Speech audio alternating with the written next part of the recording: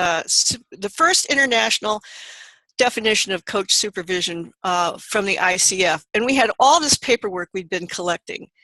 And I had colleagues in Western Europe who were taking this, who were experienced coaches. Now, I come from a counseling background, so I know about supervision from training through the chute, that's still formative and some normative, into being safe behind closed doors. I knew about that, but I couldn't understand what experienced masterly coaches were doing with this stuff. And they kept saying it's about your blind spots, Pat. And I thought, I don't see any blind spots. So that was part of it. But the real reason was we had all this paperwork, and I understood the words. I understood all the words. I understood coaching. I understood supervision. I understood all these words. I didn't understand the concept. So I put myself through that training. And I think one of the reasons that original definition works so well, which I'm going to tell you I wrote post-training and had I think we changed about half a dozen words in it. I don't think we would have done so well and had it so well regarded by those who are already doing it if I hadn't done that experience myself. And that's one of the dilemmas we face, is that people understand the words, but they don't understand what they mean in terms of how they're brought together as a concept. The same was true of coaching years ago. And just a couple of years ago, well, we finished, I think, early last year, ICF took another look at that, and the definition is evolving, which I think is really important for how we're looking at what we're going to do in the Americas, is to keep room for evolution in whatever we're going to do about becoming some kind of cohesive approach to this in the Americas. It's about development. It's about development itself, and I think there's something about keeping that important concept in how we decide to go forth here in the Americas. It's going to be a different flavor than it is in Australia or South Africa or Western Europe or the UK. It's going to be slightly different flavor, even though the conceptual basis will be there, just because we have a different experience bounded on two sides by big oceans. We have a different experience of life and coaching, etc. So it's going to shift a little bit and be more flavorful as a whole concept because of what we can add. What else do you want to know? I'd rather get back to knowing what you folks are doing here. Is there anything else, Lily, that would be useful? All right, you're off the hook. Okay. Let's go. All right. So again, you took it for a reason. You took training for a reason. And you see something different about yourself as a coach after that. So how about a half a dozen of you just sharing some thoughts about that?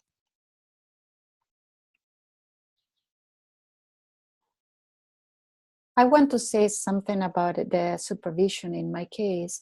What I feel is that we always, as human beings, have blind spots. So we need helps for our community of coaches, of colleagues, to help us to see the blind spots. And then there are emotions that these blind spots, or the relation with the coachee, or the relation for the organization that is coming to you, and you need to explore it in order to improve yourself and your business. Thank you. And what do you notice about yourself after training, Teresa? Well, that I have a lot of blind spots. And for me, it's now very careful to say, I know, because it is a big word that I am trying not to say it. Or if I say it, very cautious, because I know is not really what I know. At this moment, you know something, though. That's good. Thank you. Yes. You're welcome. Thank you for breaking the ice. Okay. Couple more? Actually, I had two reasons to do supervision training. One was to learn something new, which I felt I'd been too stagnant too long. And the other was to expand my professional network, because looking at the people on the screen, at that point, in 2014, I only knew Sandy and Lynn, right? And I'm thinking there's a bigger world out there, and particularly internationally. And at the end of this time, I have been enriched tremendously on both levels, so that I count this professional network extremely helpful, extremely rich, and very challenging. So it's opportunities like this to listen to you, Pat, and hear your wisdom that will help all of us. Thank you. But we're going to share wisdom. That's what supervision does. So. Yes, it does. Well, I have a sort of a strange reason why I started, and actually it's because of Dee Dee. Because Dee Dee and I have gone back a long ways. And she called one day and said, "Hey, I think we should take this. It sounds like it's an interesting course." And I said, "This would be interesting. I think I also need to see coaching and supervising coaches in a different perspective." And I said, "Anything that Dee Dee does, I'll do too." Right. I signed up really with all the faith in the world in Dee Dee. I didn't know Lynn back then, but I certainly do now, and she, as well as she knows me. And I think both will attest to the fact that I have really found something very different in myself, and understanding myself, and talking about eyes, but my third eye, looking inward and understanding myself and how to help others and how to go. That it changed my perspective entirely. I remember when I took a systems family therapy, and how getting into systems just changed the way I looked at the world. Well, this changed the way I actually look at the world, not only myself, but the world and the people I work with. And the coaches that I work with. It just changed my perspective entirely. Thank you. Mindset. Yeah. Couple more? Yeah, Pat, I'll tag on to those two wonderful, actually everybody who went before me, but I know the last two from our first course, and delightful to see all of your faces again. And Pat, actually, it's so fun to see you on this call, because you're actually the one who intrigued me about this in the first place at a conference many years ago, right after you completed your training. And I remember you gave a very brief few words about it, and I thought, well, what is this supervision thing? I want to learn more about this. And of course I'd known Sam, and so Lynn and a few of you know, but the story is I saw his little bit in the ICF newsletter that he was going to be doing this training in the Seattle area.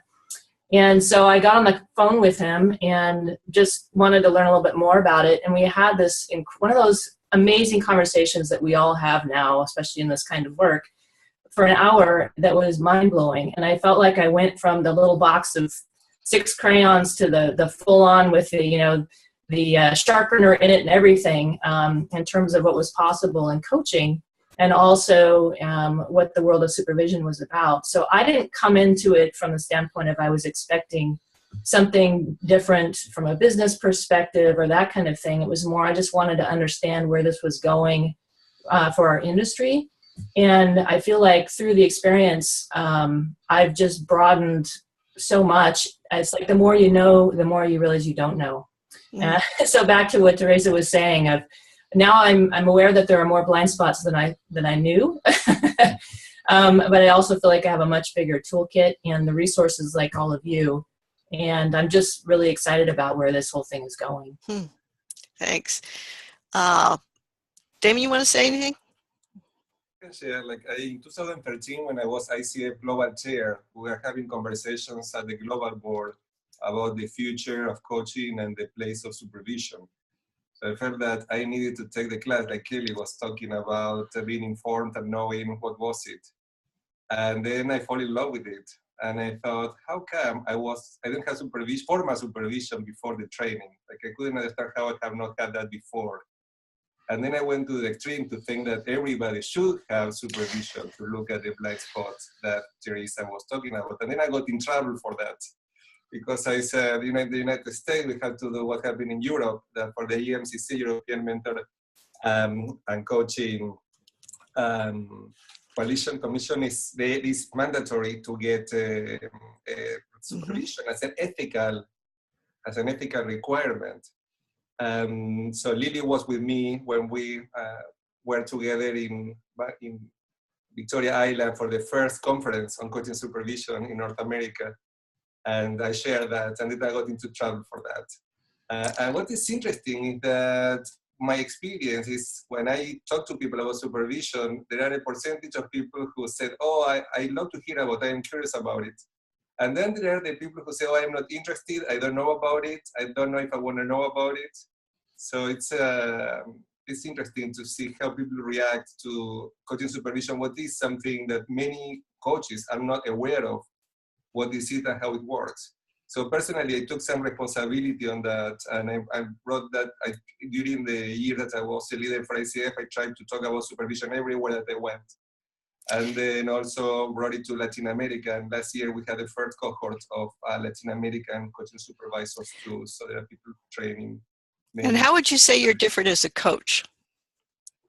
Well, I think I'm much more effective. I can go to these places where I was not going before, just looking all the time what I am missing.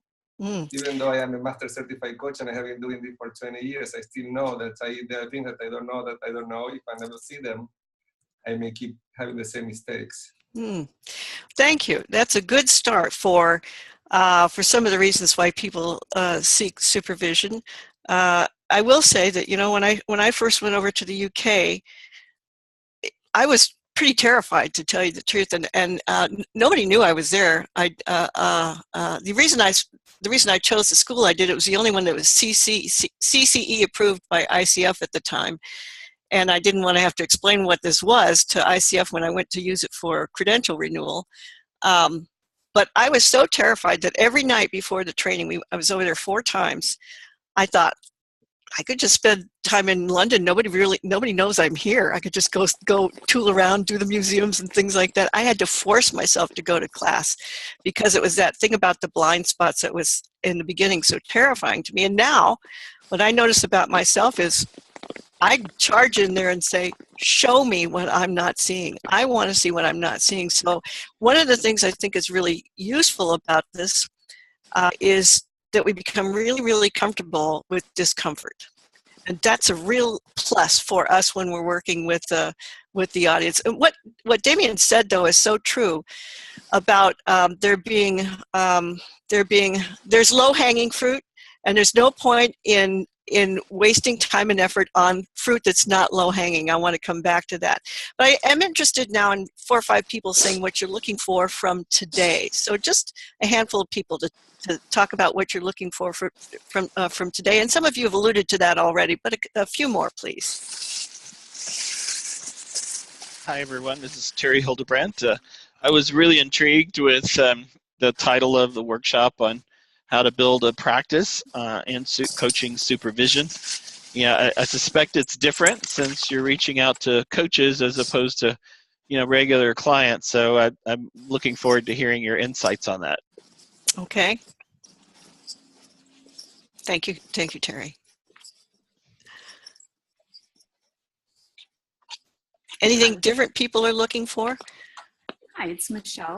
I'm really happy to be here among this community, and for me the networking and learning from all the different ways that we're beginning this work is very exciting. So I'm really interested in finding out what things are working for people, different wisdoms that people have tried, and just sharing around some really good strategies and techniques on that. Okay, thank you, Michelle. A couple others?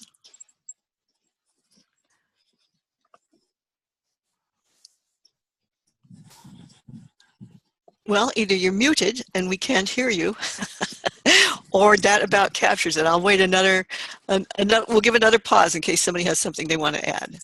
Well, I'll step in here, Pat. It's Lily. I'm really interested in getting a community in North America together, whatever that looks like. I know that you really get that piece.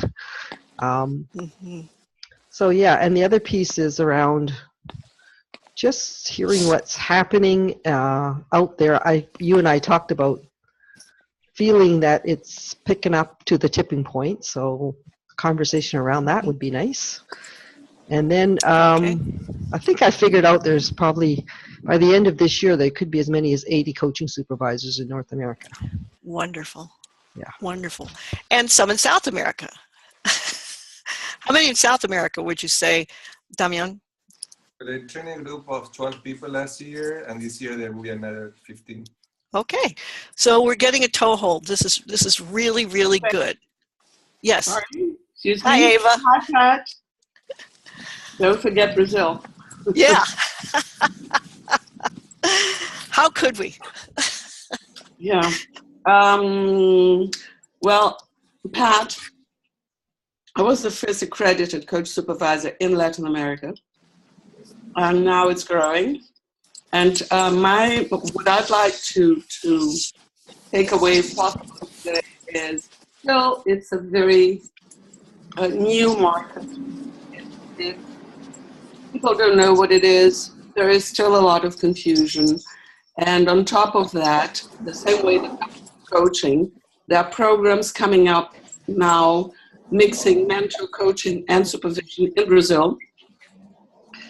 So, and I guess the same will happen in Latin America soon, the rest of Latin America soon, and the rest of the, at least South American countries. Supervision. So my expectation would be how to deal with such a new market where there's very little understanding. Mm-hmm. Yeah, thank you. And Nancy?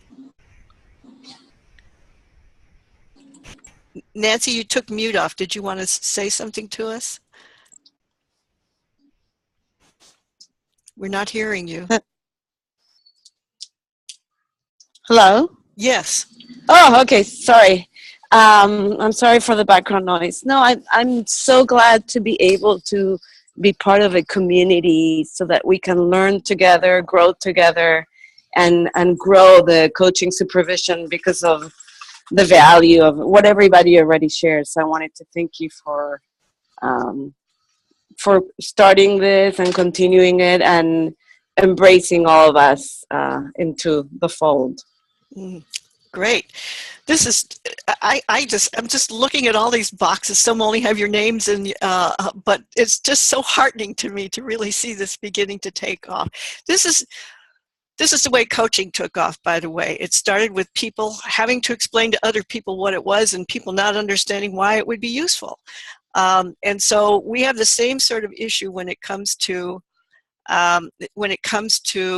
better recognition of the concept in the Americas. I will say this, there is a growing recognition because of the work that ICF has done, and principally with the task groups, the task forces and the work groups that we did early on, and then people like Damian championing it across the world, really, but in the Americas for sure. And as I said, we have that initial definition, which is, and the evolving definition, and that will be work that's going to be ongoing over time. And Damian and Sam and I and some others worked on that in 2015 and finished in 2016. Damian mentioned that, by the way, Damian, you know I go back and forth between Damien and Damian. You can go from the Spanish and English version, it's fine. Okay, thank you. Mentioned that the EMCC has a requirement for it. ICF does not. EMCC requires it at least quarterly. ICF made the decision not to require it, but what they did is a wonderful thing. In 2014, they published that they are allowing it hour for hour in core as CCEs for professional development, that's such a plus for you coming in because it's a real selling point to people to try it out. So keep that in mind, and when you're talking about it to people, mention that to them and say, you know, try a few sessions. You're going to get hour for hour core in that. So that's a selling point for you that was not there 2.5 years ago. So use that. And as Damian said, we've had the first training here in the States. Now we've had one, or in North America. We've now had one and the second one going on in South America. So it's beginning to take root. I'm talking about real supervision, not the mixed kind. And there is that thing that we have, that the biggest thing that we have to overcome that Europe did not have to overcome is the confusion between mentoring and supervision.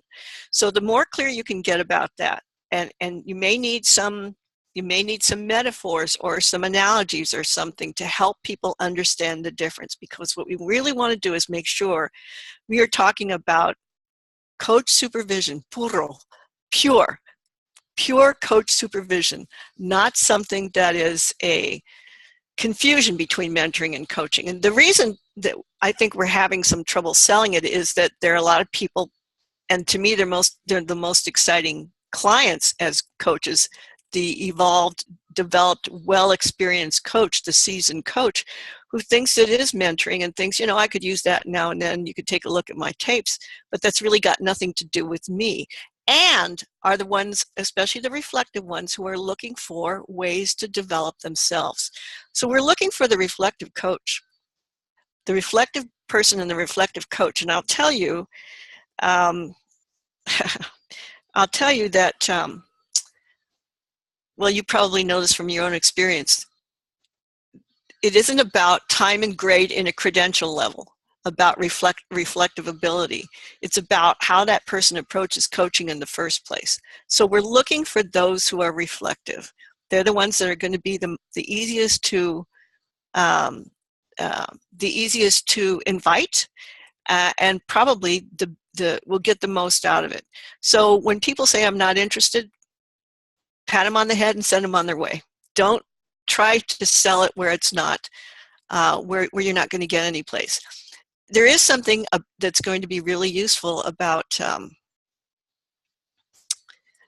gathering, and there's something that's really useful here. My one request to Lily was that we start to talk about it in the forums where we have some exposure, and I asked that today for after this conversation, that people quote something, and it can be yourself. Quote yourself if you want to, about something that you're saying about coaching supervision under the title Recent Conversations with Coach Supervisors in the Americas, on LinkedIn or on wherever your media is that faces out to the world in terms of your professional life.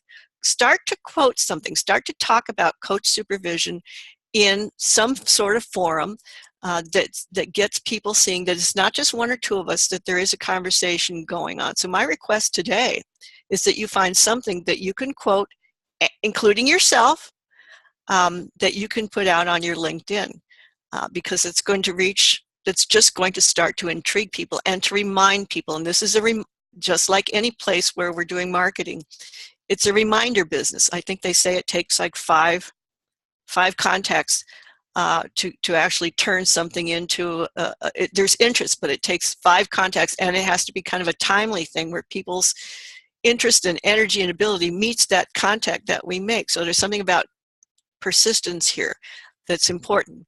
In your own way. We don't beat people over the head with this stuff, but we do keep reminding people that this is available.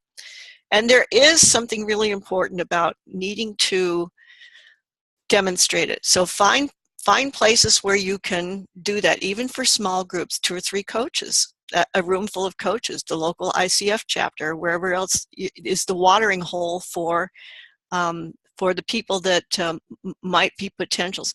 And by the way, one of the things that Sam McGill found out, and you can't count this for coaching hours in terms of CEs, so it's a little bit different, but he found out that there are other professionals who also struggle with things, like HR professionals, who could also use some coaching supervision, because it will help them with the things that they have to do behind closed doors. That's a good place to practice, even though we can't count those hours, because supervision has to be supervision of coaches.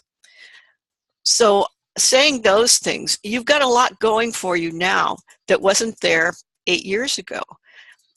So you need to get the word out to groups, to individuals, and to other people, and practice it wherever you can. So I'm curious now about what people are doing and how it's working for you.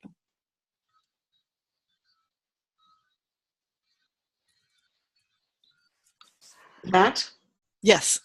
Hi, I can go. The one thing that I did that has worked, I volunteered to supervise volunteer coaches in ICF Rio. So there is this social responsibility pro bono coaching project within the chapter of Rio, and I supervise these coaches pro bono as a pay forward movement. So this has give them visibility, because last year, for instance, ICF Rio created a workshop one day with several events, and one of them was these coaches sharing how they had gained from supervision. Wonderful. And what is your thought about turning some of those into paid coaching clients? Well, none of them became paid coaching clients, but through word of mouth, I already have Yes. 2 groups and another third because of that going. Okay. It was just word of mouth. Yeah. And this is a referral business, just like coaching is. So thank you, Eva. Others? Interestingly, but one of the challenges for coaches worldwide is to build their practice as a business and doing all of the marketing. It doesn't matter where you go in the world, you will find that many coaches struggle to have a successful business. So the people who go through supervision training, if they have been successful business people and they're already successful as coaches, probably they already have the skills to build also successful supervision practice. But in terms of giving visibility, like for example, just yesterday I sent an email to ICF Los Angeles and I said, I want to offer to do a webinar or an in-person session on coaching supervision or mentor coaching, just to differentiate them. Let me know if you will be willing to do that. So it's to put ourselves out there and to invest some time and energy informing people. Like when I present at conferences, my first topic will be coaching supervision.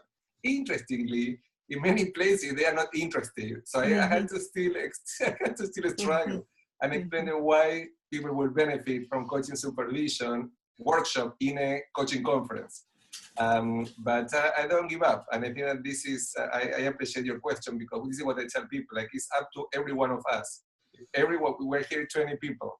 If everyone in this call do a little bit, we all together make a big difference. And it is that it will become that cumulative, oh, I heard it there and I heard it there. And who's that person I heard it from? Because that was an interesting person. I think I'd like to go back and talk with them. So it is about helping people to keep their ears open to this concept. Others? Hi, this is Jason. Yes. I was going to follow Damien's idea of presenting to ICF Los Angeles, but unfortunately we're in the same market and I can't possibly compete with them. Another tactic I tried was to reach out to coaches that I had mentor coached last year. And this worked with 2 of them, but not with the others. So I need to keep going with some other strategies. You know, that's a good point, Jason, because you can convert some people that you've mentored. I know Ava and I don't know if anybody else on this call is an assessor for ICF, and some of you may be registered mentor coaches as well for ICF.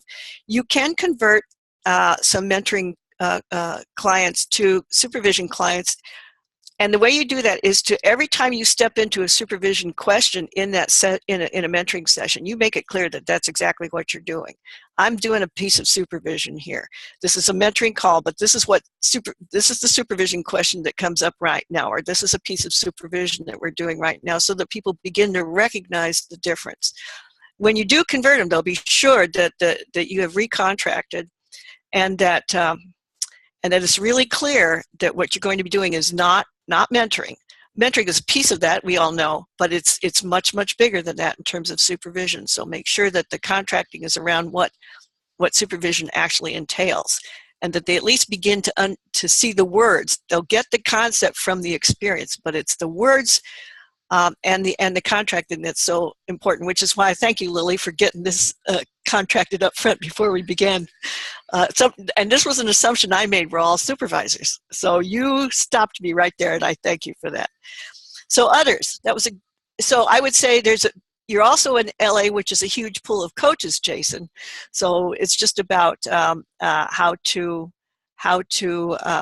connect with the ones that Damian's not going to scoop into his net. And one of the things you might consider is people from the school of coaching where you went. They may be interested in having a presentation at some kind of, for their own graduates, because it may not be something they're doing, or it may be a mix of something, and you can help them have a course or a seminar or something that's pure supervision, so they begin to see the difference there. Others?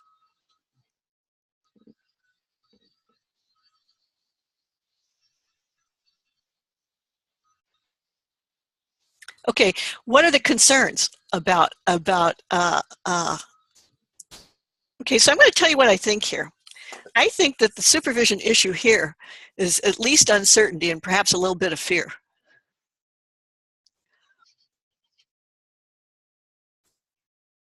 So, a couple of thoughts that have come to mind for me, Pat.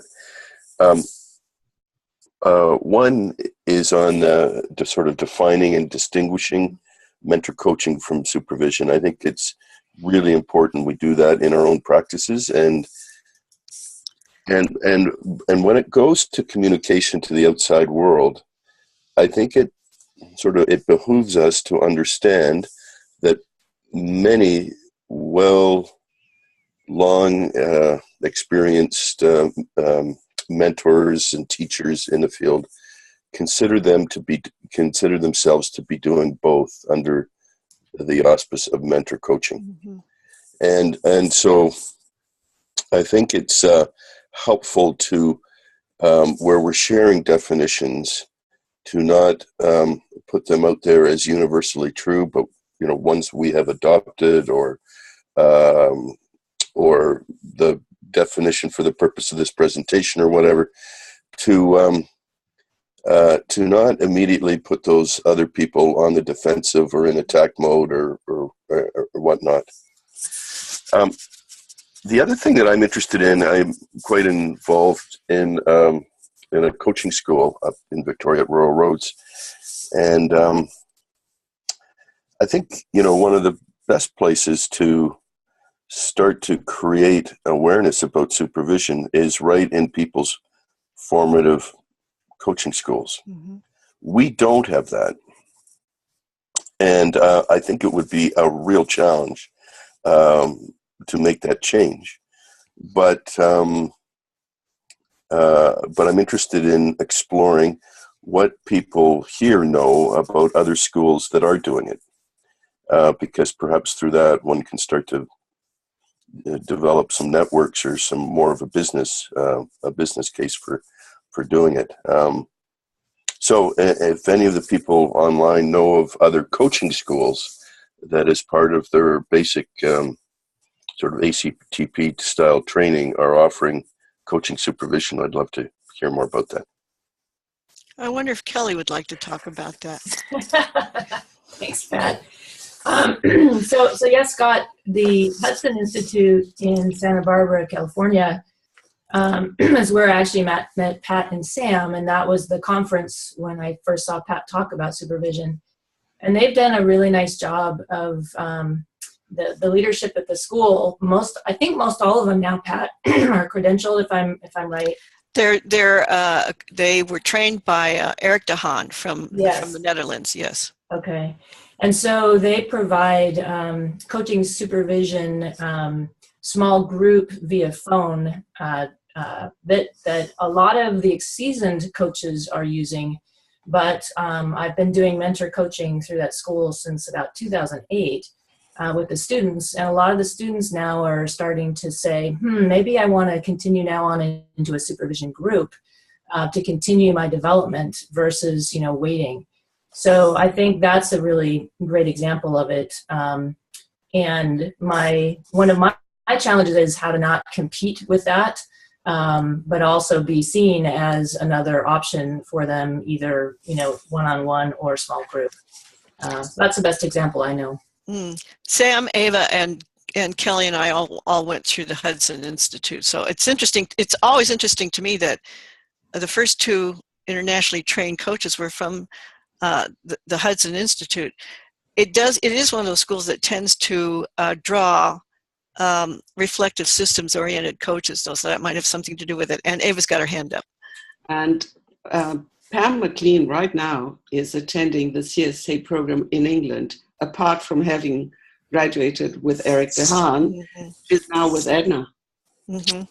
So this is so heartening to me, and I'm going to take credit for introducing that idea, because I was pushing Hudson to actually do training, and they said they'd rather not do training, but they want to deliver.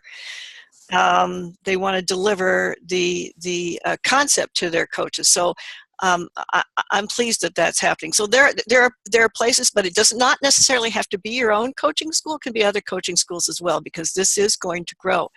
There is something, though, about, I'm glad that the Hudson Institute has opened it up to the more experienced coaches, because there can be a mindset that it's just the piece between original training and being sure that somebody's really competent in the field. And so that's something that we want to make sure that it's about the broader seed of this is going to be useful the rest of your coaching life. So, but I would say go for it, Scott. Who else?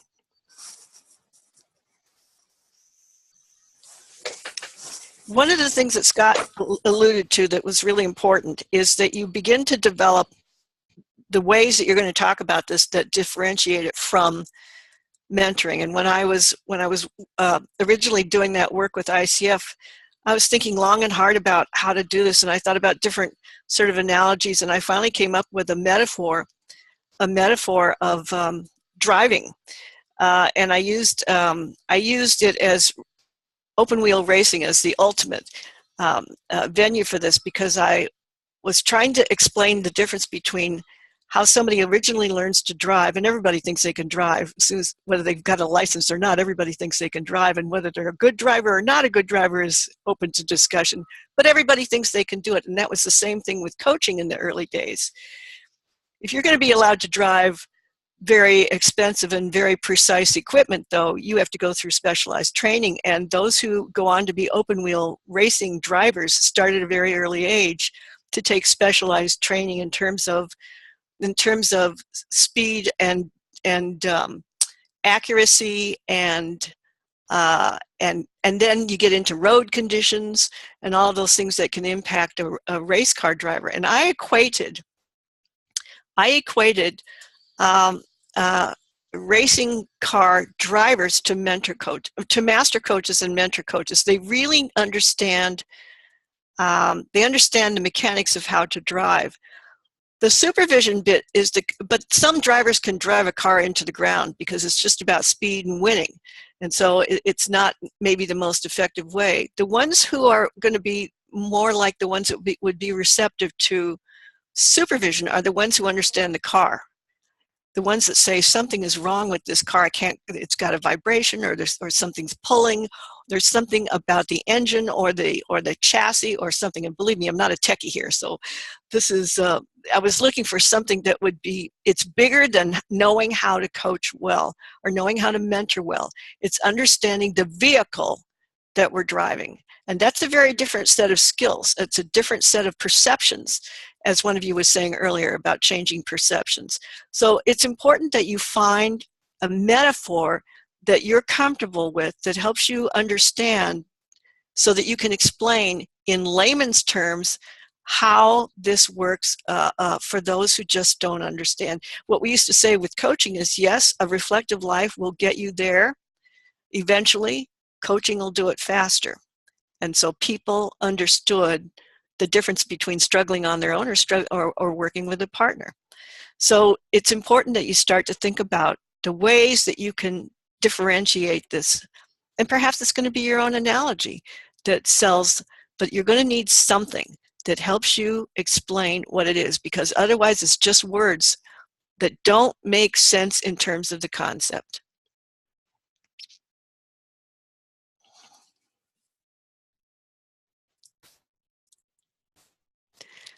Yeah, gearhead. I'm not a gearhead, but I know that's the term. All right, so what are you thinking here? Tell me what you're thinking. Pat, if I could just add an analogy, you're talking cars, and I don't know a thing about cars.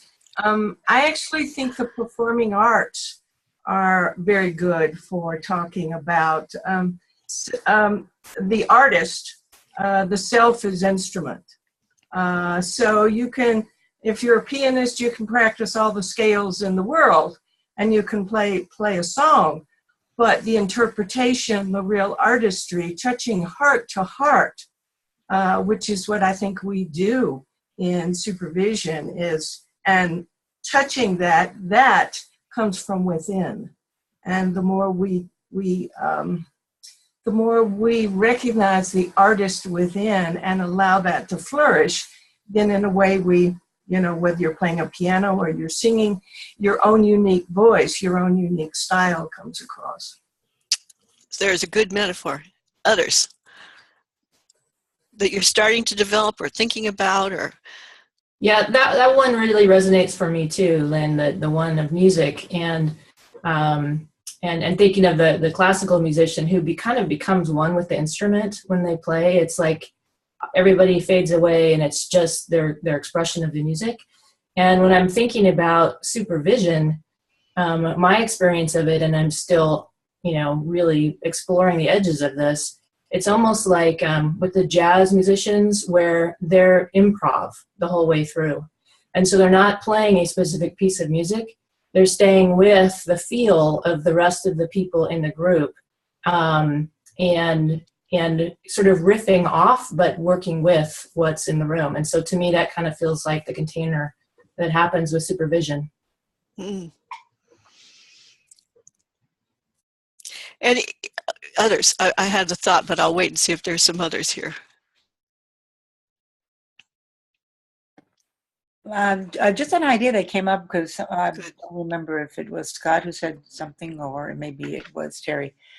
Of seeing our coaching supervision as a practice, and then it came up to me the idea that actually, obviously, initially we all went into the training to become, the becoming part, and that practicing and that the verb part. Let's say the verb part of learning, and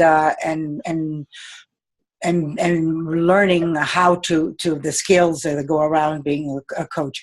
But then there's a practice as a noun, which actually means a being, actually the being part, being a coach, a supervisor of coaches. And that's been the most important part for me of really not only believing and then becoming, but actually believing and being a coach. And so there's a verb to practice, but there's a noun to practice. And that's been the hardest part for me, though, is to actually be the practice.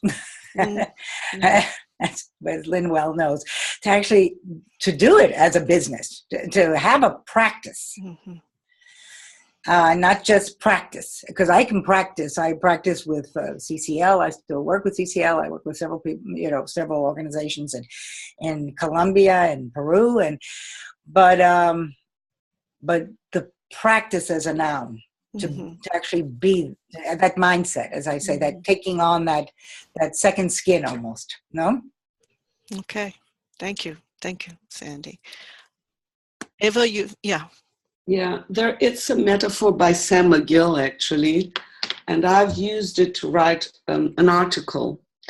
And so it's another idea of expanding, writing articles. But going back to the metaphor, it's like Alice in Wonderland when she meets, what's the name of that? The Cheshire Cat, the Mad Hatter. The one who asked her, who are you? The rabbit? No, the one on the tree, the one that... The Cheshire Cat, with the big grin. No, that's the one who says she can go in any direction. Oh, yeah.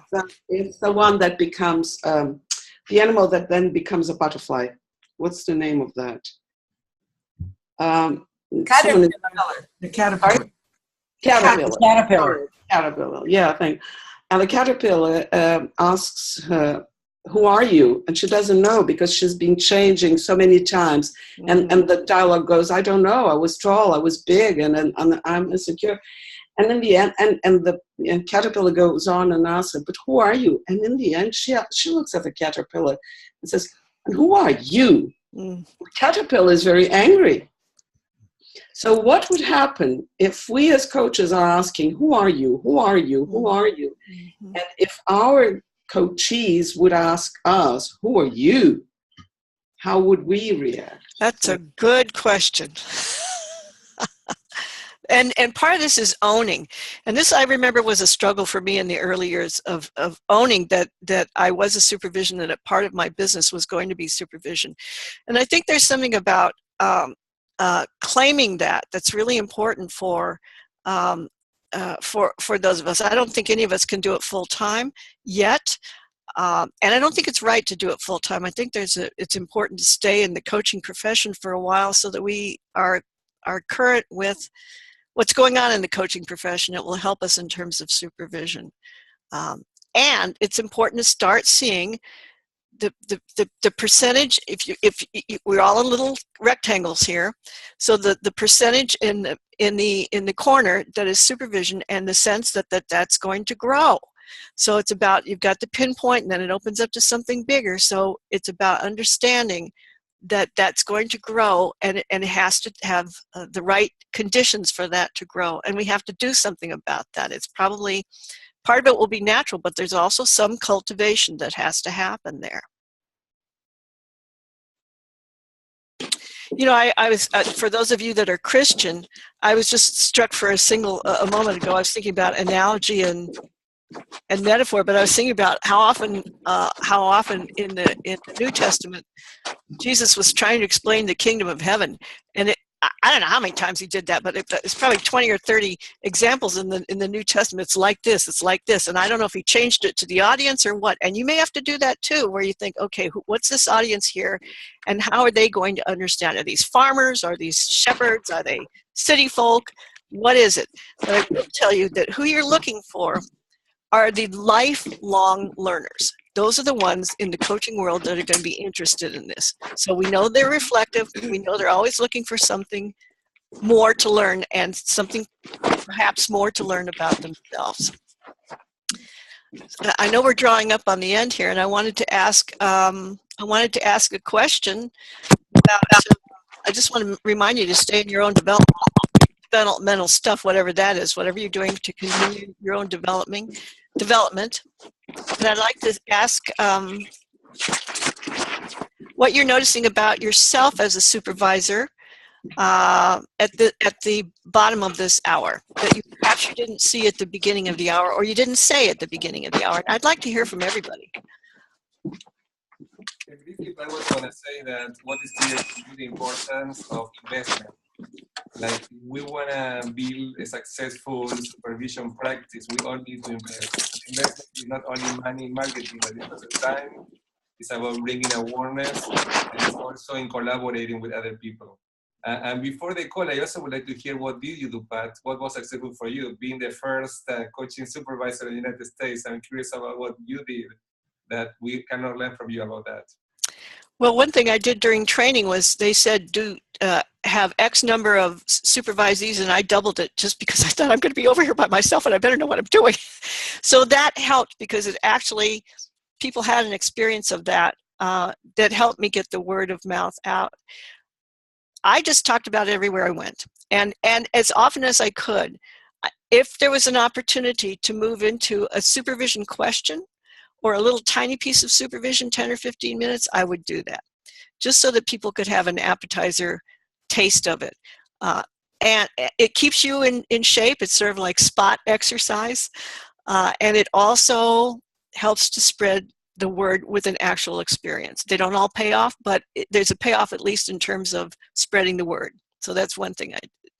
And talk where you can, write where you can. Eva said that, you said that, others have said that.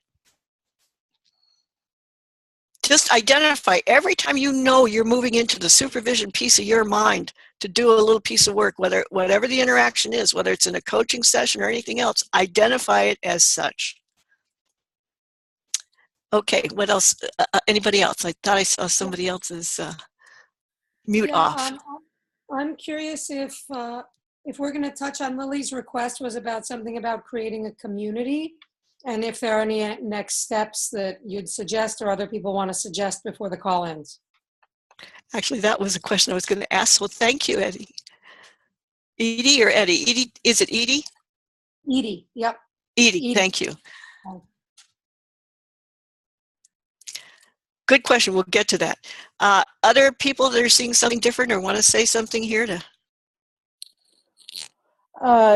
Yes, you know, I listen and I understand, and it's very meaningful. And I realize we're all the choir. We understand the words, we understand the concepts, we understand the need for personal growth.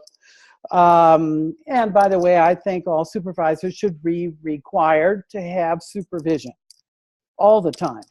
Oh, yes. All the time. And I was not allowed to do the kind of coaching I was doing without being in therapy. So I had a lot of that along the way as well. But I'm also becoming more and more aware of the big gaps in our society and how there are large segments of people to whom this doesn't speak at all. And yet they probably could use the reflective aspects. So that, you know, reading Otto Scharmer's recent post on not only religious fundamentalism, but technological fundamentalism, social fundamentalism. And I just see this big gap, and I think we're in that world. How can we understand in a way to relate to that, not just dig in deeper in our own perspective on the world? I do happen to think it's the correct one, but then I'm surrounded by a lot of people who think differently, and so finding ways to relate to that, to be relevant to that, to provide coaching that works in that perspective. I find myself a little flummoxed, but I try not to become too negative. And the real joy of working in Latin America is I don't find that cynicism or that fundamentalist kind of hardness around me in the way that I do in the United States. But then that's always been true. The Latins are always so affectionate and heartful and open, right? Thank you. That's just a reflection. Thank you. You know, you bring up a good point, though, Dee Dee, and that is that as coaches, one of the things that we face is the continual onslaught of what our clients are bringing to us and how that can stick to us. And which says to me that that our clients are, I'm of the opinion that there's this low-grade trauma going on, at least low-grade trauma going on across the world. I used to think it was just in certain places. I think it's worldwide at this point. That's on our clients. That gets on the coaches, us as coaches. There's something that is really important for making it clear to coaches that supervision might be a place to offload some of that, which is another selling point for you. Other thoughts as we finish up here and want to get to the question about what's next? I have to leave shortly. I may not be around for the what next part. Perhaps I'll listen to that in the recording. I just want to say that I've come away with a number of thoughts, ideas, some inspiration, a bit what I'm going to take as a call to action from Damien, which is kind of just do this and live it and be it. And yeah, I appreciate that. It's good to be reminded of that once in a while. Also, the discussion around metaphors was really rich for me. I really appreciated that, and it's got my own mind sort of, you know, thinking of some others and that kind of stuff. So to be able to do that in this kind of safe community, really, I really appreciate the opportunity. So thank you, Pat, for coming forward, and Lily and Lynn for organizing this. I've really got a lot out of it. Thank you. We stand together here. Lily or Lynn, do you want to talk about what comes next? What do we do? Well, what do you want to do? What do we want to do? Well, it's more like what do we want to do as a community? Lynn is the AOCS rep for the United States, and I'm the AOC rep for Canada. So we thought we would initiate conversations, not necessarily under the AOCS banner. I think we need to explore, is that the best place for us to have our conversations? AOCS, for those that aren't aware, is the Association of Coaching Supervisors out of the UK. And I'm aware that starting our own group could be administratively challenging, taxing, where the infrastructure is already up at AOCS. And we need to find something that fits for North America and South America, if that's what we want to do. So we started that conversation about, I want to say 2 months ago, Lynn, with a group of folks. Yeah. And we thought, well, we'd start this conversation with Pat and invite Pat into the space. And maybe we can have a subsequent conversation maybe in about a month to say, okay, now what is it we want to do? Because we are aware that there are other venues for CPD, continuing professional development. Really great one out of the UK that I don't know if we want to copy that, and then CSA has their own group as well. So just being mindful of the other pieces in the space. So my suggestion would be that we have another call in about a month. Anybody who's interested, if you want to stay on the list, just let Lynn know. She's the keeper of the list, because we don't want to keep going to people that don't want it. Don't want to be on the list, so we're going to be mindful that we do have a distribution list of people that want to continue in this conversation. Lynn, do you have anything to add? Yeah, I just want to say, for me, the advantage of a conversation like this, I mean, obviously I'm associated with CSA, but I'm also interested in hearing other voices, other approaches, other ways of being and thinking, and something like AOCS, where we pull people together from a variety of backgrounds and approaches and ways of doing things. Particularly now, I think we are big enough that we can begin to bring in other voices. So I think that's the advantage of a mechanism like this. There are some advantages to going under an AOCS North America type umbrella, since a lot of infrastructure is already there, like a website, and now you can pull up and have a separate North American page. There's no reason why we can't advertise some stuff and get a sense of what's going on in North America. But that's just another point of view. It's what do we, as a group with all our different voices, and North America and South America, what would we like? And what I would say that I think it's important to have a presentation or somebody who is leading, like Pat did a great job today. Pat, thank you for volunteering your time to do this today, because that's also called people's attention and interest. If it is going to be just to meet, it's different. That it's okay, we have a speaker, you're going to talk about something, and we have here in the call people with a lot of experience. So any of us who are here today can be a speaker for the next session and do like a 30-minute session on a topic, and then use 30 minutes to get to know each other and support each other. Even sharing best practices, as Pat did today, to keep sharing. I'm sure that not everybody had a chance today to share what they are doing to build their practice. I'm sure that we can all keep learning from each other about ideas and strategies and support each other in that process. I think this is not about, even though we're doing the same job, it's not about competing with each other, but supporting each other so we can all be successful. It's a huge, huge, huge market once they understand that it's a very useful thing to do. So I ask you to go out there and quote something under recent conversations with other coach supervisors in the Americas. I just looking at your faces just gives me such a charge of energy. I'm just so happy to be among you. Thank you very much. And thank you.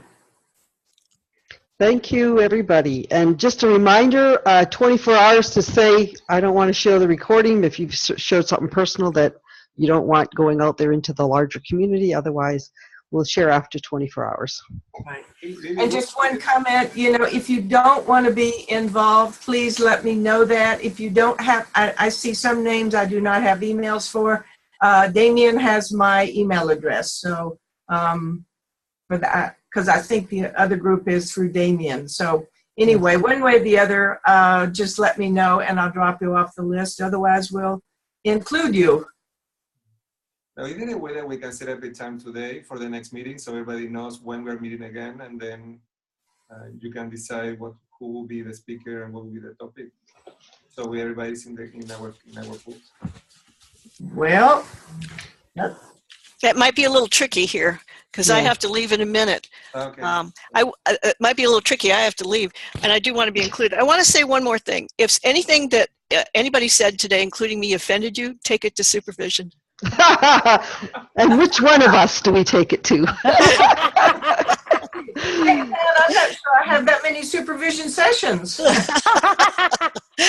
I have to leave, so I'll see you. But I'll catch up on the win. Thank you so much, Pat. Thank you, Pat. Bye-bye. Ava, nice seeing you. Lynn, can I see my email to you right now and I put it on the chat?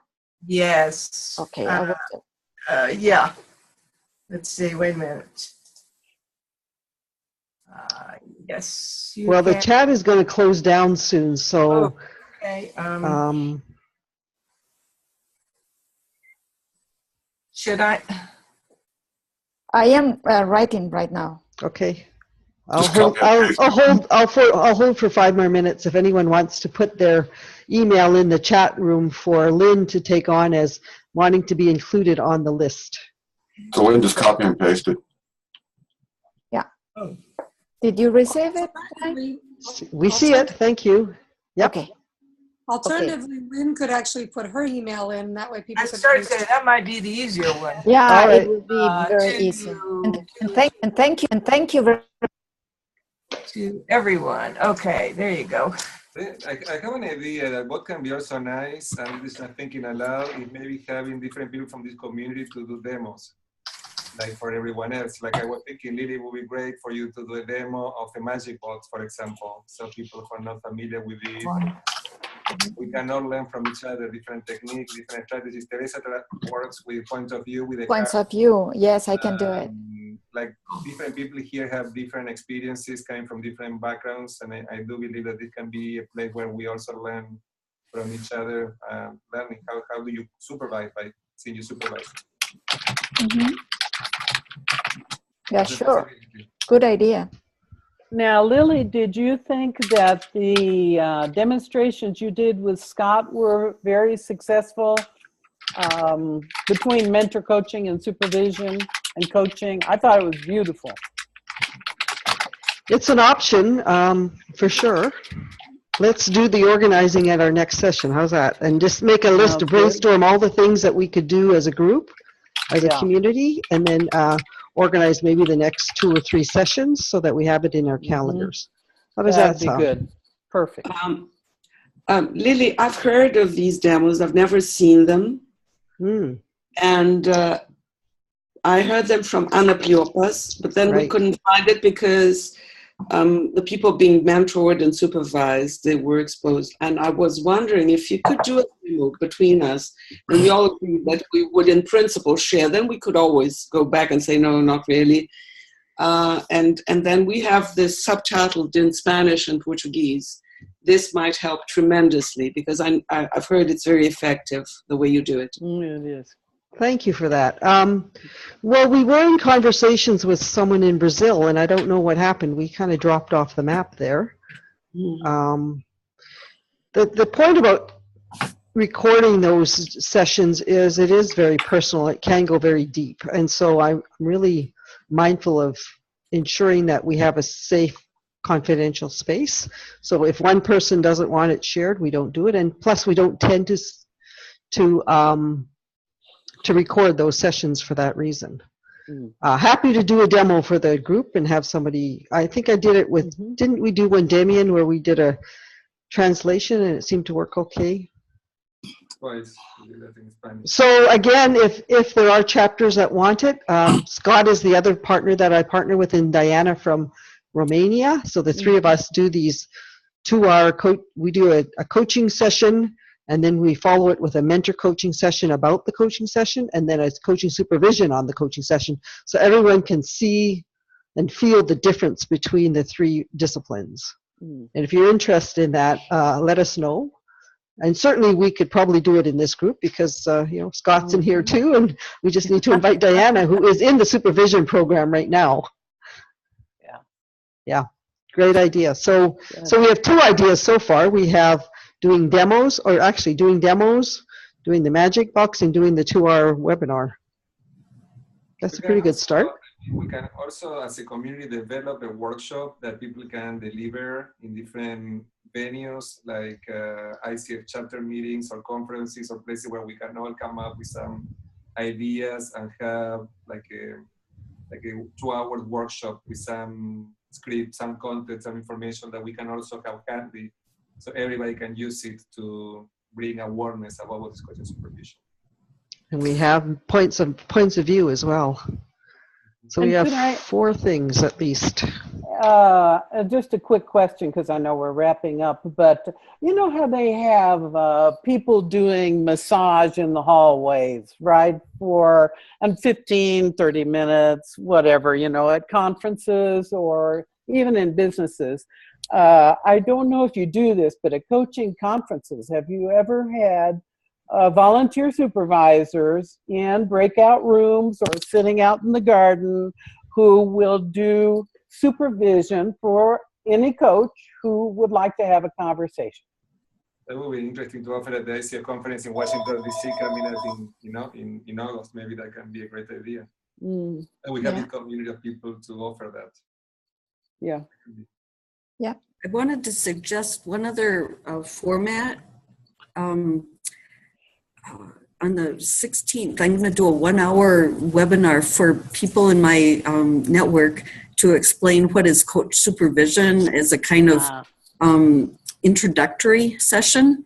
And so this is just going to be kind of me and rough and untrained, but trying to use that to recruit some potential supervisees. Some of the people have said, oh, what is this? Maybe it's something I'd like to do, you know, get trained as a supervisor. And so if this group could somehow collaborate on an introduction webinar, Introduction to Coach Supervision, as something people could view or download, I think that could be a real service. It's a great idea. Yeah.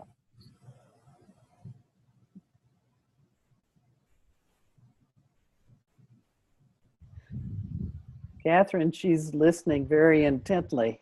I can see her little ears sticking up. Did you know Dee Dee, she's in Colorado? Yes, I do know Catherine. Okay, good. Yes. Yeah. Thank you. We have deer going just outside my window, so I don't know if she's listening or watching. Lovely. Okay, well, it sounds like some people thought this was a 1-hour session. Some people were under the impression it was an hour and a half. So we cut the difference. It sounds like this is a good time to end the session. So maybe we can just do a round and just say one sentence of what you're taking away or where your thoughts are at today. How's that? Who wants to start? Love the metaphors. It's a really good way of approaching it. Thanks, Victor. Yes, it's the same for me. Thanks, Look for Teresa. metaphors. I'm excited to be in a community like this. I'm very happy. Nice to see you again, Sandra. Me as well. Everybody's voices and see how much we can learn from each other. Yes. Yeah. Nice. And I think we'll know when we have the right metaphor, when we can build on it together, and it becomes more powerful the more we use it. So I think playing around with it is really a valuable thing to do. Mm-hmm. Thanks, Dee Dee. Anybody else? Yeah, I'm so happy to see this happening. Thank you very much. Okay. I'm excited to listen to the recording of this call since I missed most of it. Sorry. All right, well, hopefully it's going to go ahead. I don't see any big red flags, but you never know. Thanks, Yep. Damien.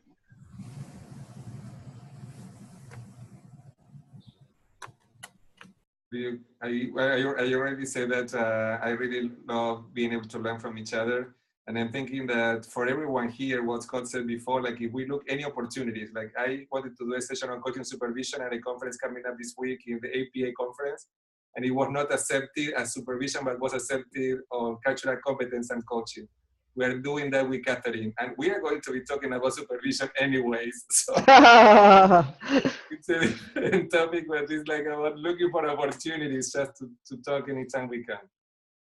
Great, thank you. Lynn, do you want a last word here? Yeah, I just want to say, going back to 2009 when we're trying to get something going and everything, it was just lonely. And I just want to say, it just feels so much better now, feels so much more supportive. The idea of even thinking about collaborating on an introduction to coaching supervision, gosh, that feels so much more supportive, and I think we'll have a richer result. So I'm looking forward to the future. Lovely. Well, thank you, everyone. I feel the energy in this group, so I'm very excited about it. And I look forward to seeing all your faces again in about a month. We'll see what kind of dates we can set up. Thank you so much. Have a great day, evening, wherever you are. Thank you. Thank you. For organizing this. Thank you very much. Bye. Thanks. Thank you. Bye. Bye.